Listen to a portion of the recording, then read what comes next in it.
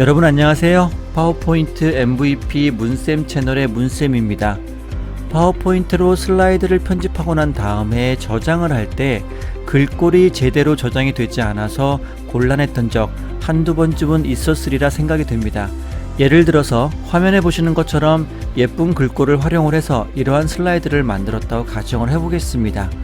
이렇게 예쁜 슬라이드를 만들고 난 다음에 저장을 하고 다른 컴퓨터에서 이것을 실행을 했더니 이렇게 나오질 않고 이렇게 나온다든지 또 이렇게 예쁜 글꼴을 적용을 했는데 이렇게 글꼴이 제대로 나오지 않고 심지어는 줄이 바뀌면서 레이아웃 자체가 흐트러지는 경우가 종종 있으셨을 겁니다.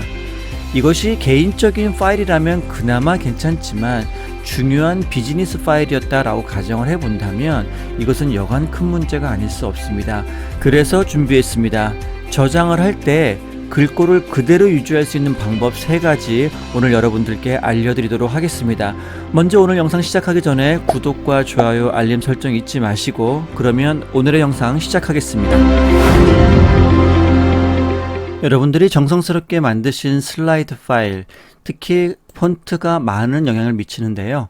이 폰트를 정말 멋있고 예쁜 걸 사용했는데 다른 컴퓨터에서 이것을 제대로 표시하지 못한다면 정말 안타까운 일이 아닐 수 없습니다.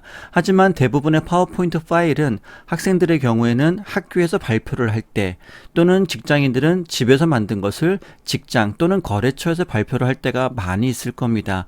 때문에 이 폰트 문제가 상당히 중요한데요. 가장 첫 번째로 확실하게 글꼴이 깨지지 않는 방법은 슬라이드 파일과 더불어서 폰트를 따로 별도로 보내는 것입니다. 무슨 말이냐? 지금 현재 화면에 보시면 여기에 KCC 무럭무럭이라고 하는 폰트가 적용이 되어 있습니다. 그리고 두 번째 페이지에는 210 햇살 R이라고 하는 폰트가 적용이 되어 있습니다.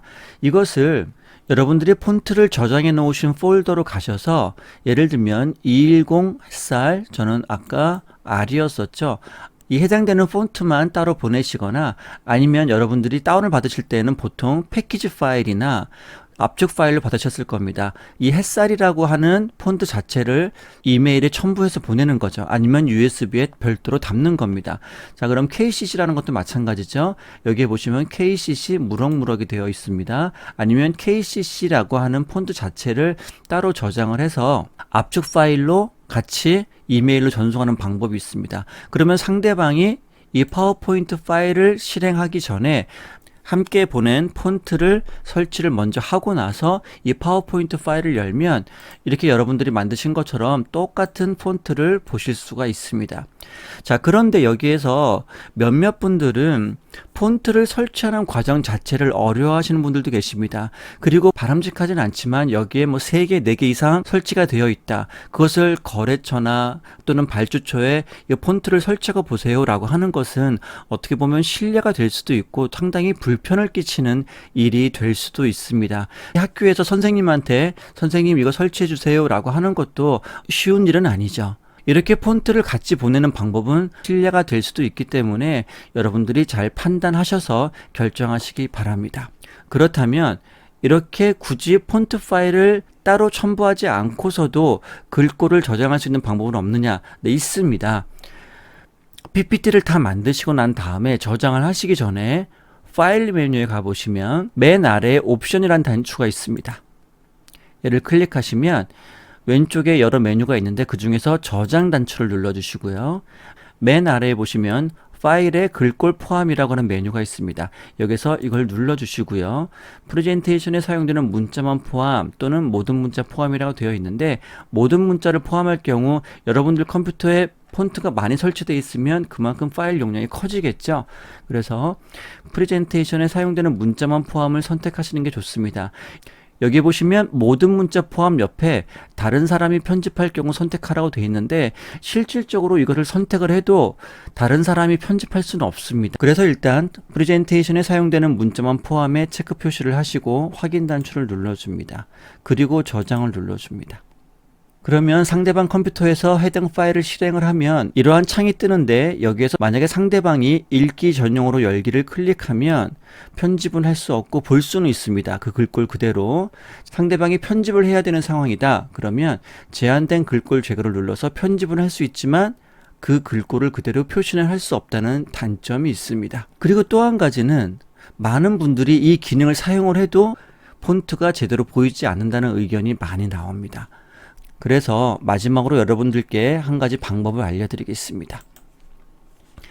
먼저 해당 슬라이드를 화면에 표시하신 다음에 그 글꼴을 클릭합니다. 그리고 테두리를 한 번 더 클릭합니다. 그러면 이 텍스트 상자가 실선으로 변하게 됩니다.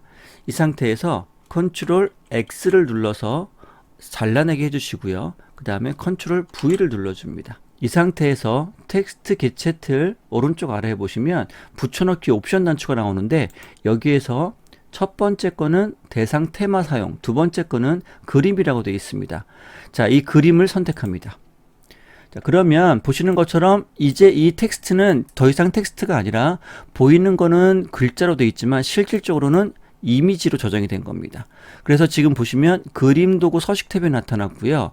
이것은 아무리 눌러도 글꼴을 편집할 수는 없습니다. 그래서 여기에서 사진 앨범 제목을 입력하십시오. 개체 틀을 클릭해서 실선이 되면 딜리트를 눌러주시고요. 이 제목 부분을 적절하게 제목 부분으로 가져와 줍니다. 자, 그러면 상대방이 내가 쓴 폰트가 있건 없건 간에 이것은 하나의 이미지로 저장이 된 거기 때문에 절대로 깨질 염려가 없습니다. 그렇죠? 자, 두 번째 페이지도 한번 볼까요? 마찬가지입니다. 이 해당 텍스트 부분을 클릭하시고요. 이럴 때는 따로 해도 괜찮고 같이 해도 괜찮습니다. 그리고 Shift 키를 누른 상태에서 아래에 텍스트를 또 같이 눌러줍니다. 그리고 Ctrl X를 눌러주시고 다시 한번 Ctrl V를 눌러서 복사를 해줍니다. 복사, 붙여넣기. 그 다음에 다시 오른쪽 아래 붙여넣기 옵션 클릭하시고 두 번째 그림을 클릭합니다. 이 두 개의 텍스트 개체 틀이 하나의 이미지로 저장이 된 것을 알 수가 있죠. 자, 그러면 아래에 있는 텍스트 개체 틀은 드래그해서 선택한 다음에 삭제를 해주시고요. 얘도 마찬가지로 밑으로 내려줍니다. 이렇게 되면은 첫 번째 거나 두 번째 거나 얘는 텍스트가 아니라 글꼴 그룹에 보면 이것을 선택해도 아무것도 나오지 않는 것을 알 수 있습니다. 보통 텍스트를 선택을 하고 나면 글꼴 그룹에서 텍스트와 관련된 편집이 뜨게 돼 있죠. 그러나 다시 한번 말씀드리지만 이미지로 저장이 됐기 때문에 글꼴 편집을 할 수가 없습니다. 하지만 다른 분이 볼 때 이것은 완벽하게 내가 원하는 글꼴로 표시가 되는 거죠. 그래서 상대방이 편집하지 않고 내 거를 보기만 할 때에는 가장 확실한 방법이 바로 이렇게 이미지로 저장을 해서 보내는 것입니다. 물론 이때는 애니메이션을 적용할 때 약간 한계는 있죠. 어떤 효과든지 선택을 하고 적용을 할 수는 있습니다만 텍스트 관련된 애니메이션을 적용할 수 없는 거죠. 하지만 얼마든지 이 이미지화한 텍스트를 내가 원하는 애니메이션으로 적용해서